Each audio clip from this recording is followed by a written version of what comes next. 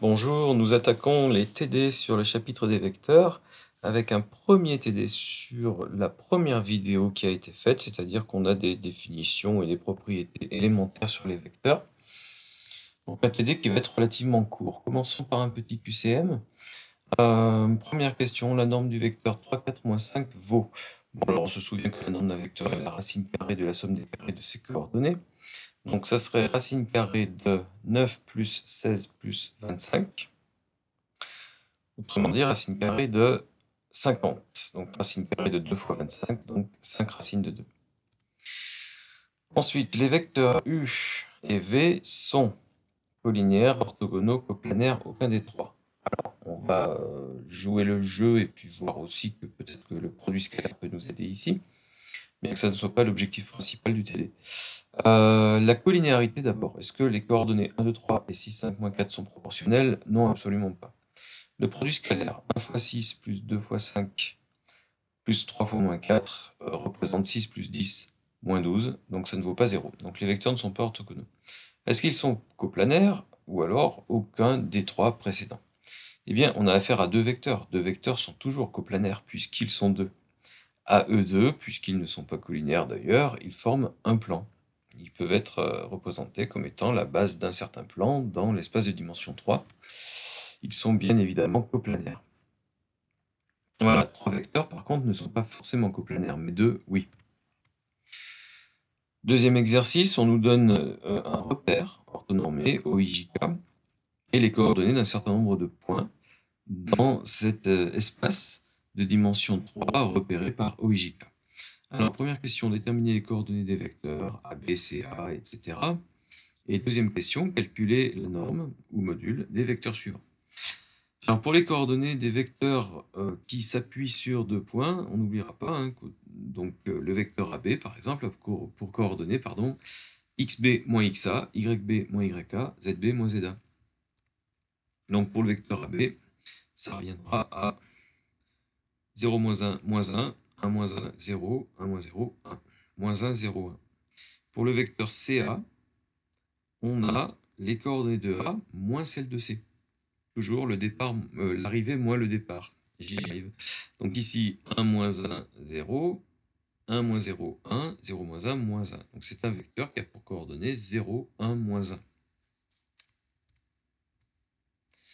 Pour le vecteur BC, 1, moins 1, 0. Pour le vecteur BD, moins 1, moins 2, 2. Ensuite, nous avons le vecteur AD, moins 2, 3. Puis EC, alors attention, hein, coordonnées de C moins celle de E, donc 1, 1, 2.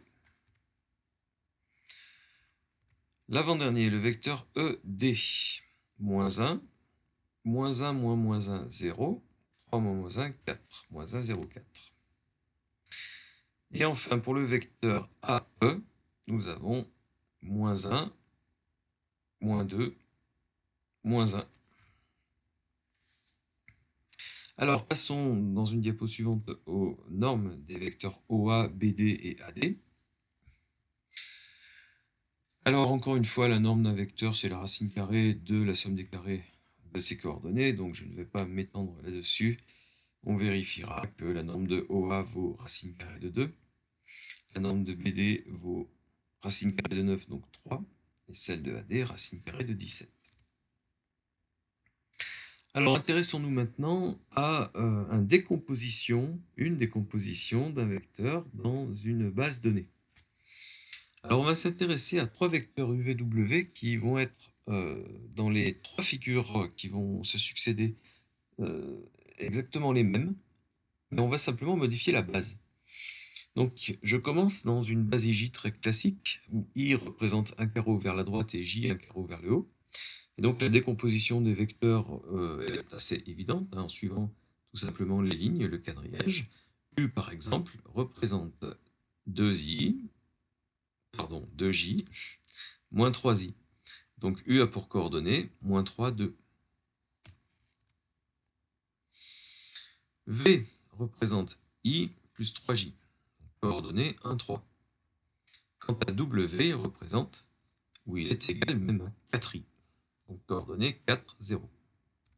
Alors je reprends les mêmes vecteurs, mais je change de base. Cette fois-ci, I représente 2 carreaux vers le haut et J 1 vers la gauche. À ce moment-là, le vecteur U vaut I plus 3J, donc coordonnées 1, 3. Le vecteur V représente moins J plus 1,5I. Quant au vecteur W, il représente moins 4J. Cette fois-ci, je prends une base qui ne suit pas les lignes du quadrillage qui s'affiche. Ce quadrillage, ma foi, est parfaitement arbitraire. Le vecteur I, cette fois-ci, est ce vecteur-là, et le vecteur J, celui-là. Alors, on va quand même essayer de décomposer chaque vecteur que l'on voit en fonction de I et J, comme une combinaison linéaire de I et J. Le vecteur V, par exemple, si je suis mes lignes pointillées en vert pour exprimer mes déplacements, me montre que de l'origine de V à son extrémité, je place un vecteur I, puis deux vecteurs J. Donc V est ici égal à I plus 2J, coordonnées 1, 2. W, quant à lui, représente I moins J. Donc il a pour coordonnées 1 moins 1 dans cette base.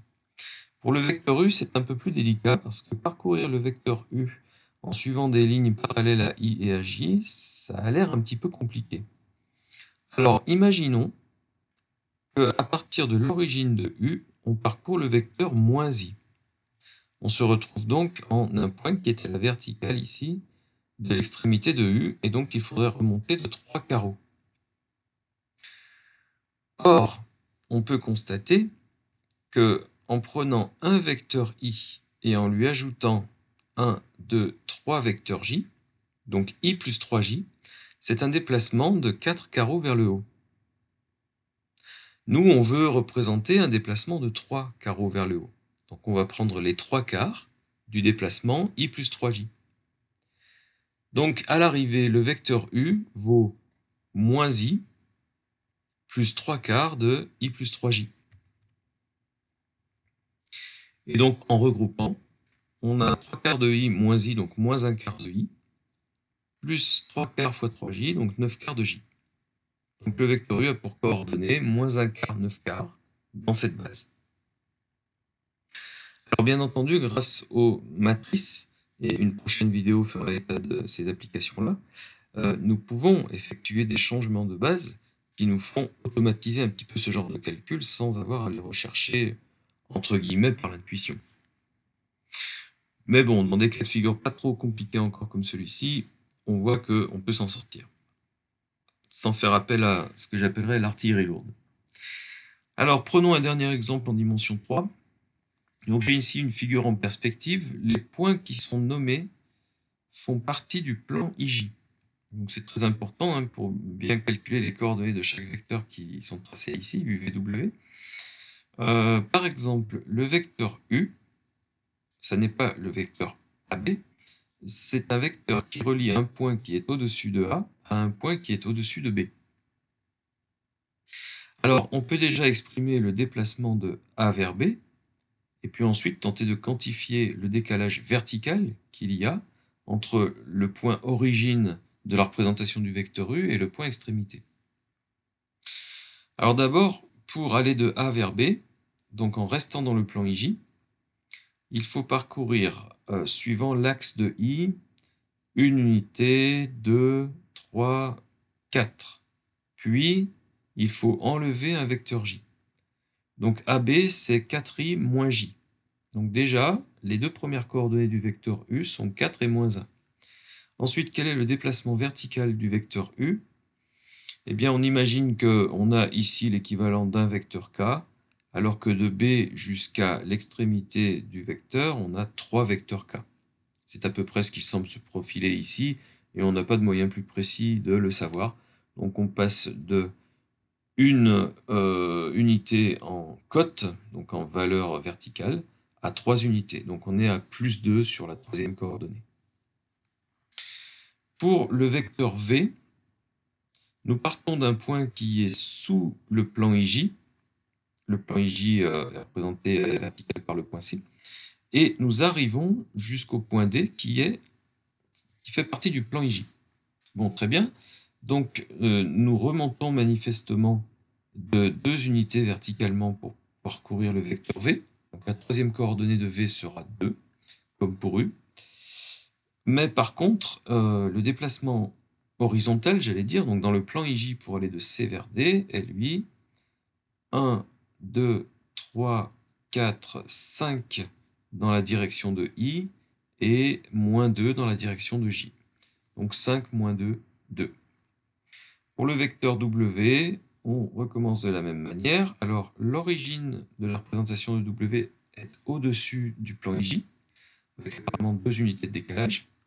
Et l'extrémité du vecteur W se retrouve à 1 unité sous le plan IJ. Donc on a descendu de 3 unités, et la troisième coordonnée de W vaut moins 3. Le déplacement horizontal qu'il a fallu effectuer pour aller de E à F est cette fois-ci négatif en termes de vecteur I, donc 1, 2, 3, 4, 5, 5,5, donc moins 5,5 I. Et pour le déplacement J, 1, 2, 3, moins 3. Donc moins 5,5, moins 3, et encore moins 3 pour la troisième coordonnée. Alors je précise à nouveau, pour le nom des coordonnées, nous avons l'abscisse pour le vecteur I, l'ordonnée pour le vecteur J, et la cote pour le vecteur K.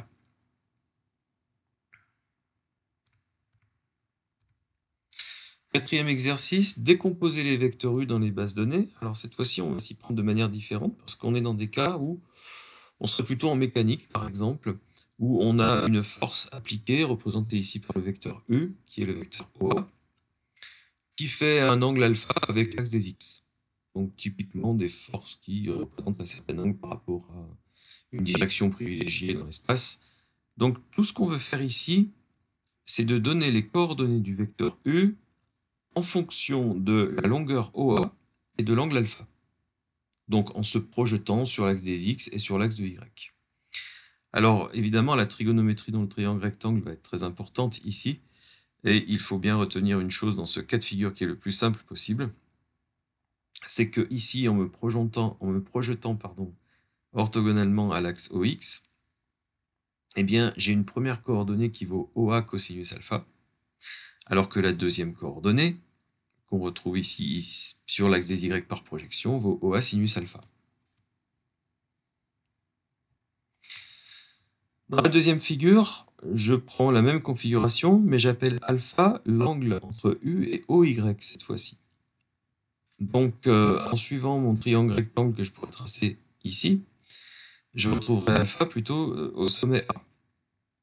Bon, qu'à cela ne tienne, il y a juste un échange entre le cosinus et le sinus.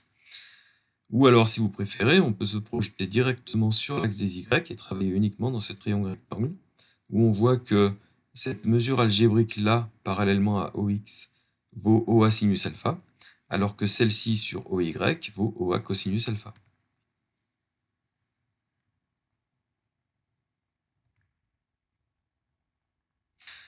Alors ici, on a un cas de figure qui est similaire au premier cas, mis à part que alpha représente ici un angle qu'on pourrait compter négativement, et le point A, une fois projeté sur l'axe des Y parallèlement à OX, va donner une deuxième coordonnée négative.